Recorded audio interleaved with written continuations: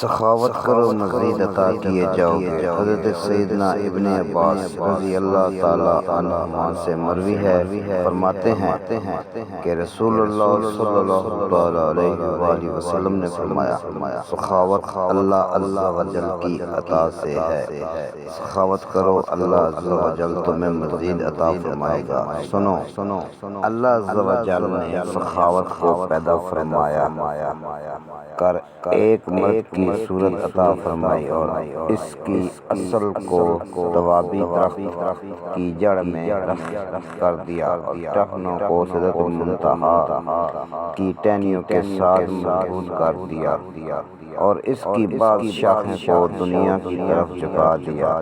تو جو شخص اس کی ایک ہی ٹہنی پکڑ لے، اللہ عز سے جنت میں داخل فرما دیتا ہے۔ سنو، بے شک سخاوت ایمان ہی ہے اور ایمان جنت میں ہے، اور اللہ عز و جل نے بخل کو اپنے غضب سے پیدا فرمایا اور اس کی اصل کو شجر جہنم کے کانٹے دار درخت کی جڑ میں مضبوط کر دیا، اس کی بعض شاخیں زمین کی جانب مائل فرما دی۔ تو جو شخص اس کی کسی بھی ٹہنی کو تھامتا ہے، اللہ جل سے جہنم میں داخل فرما دیتا ہے۔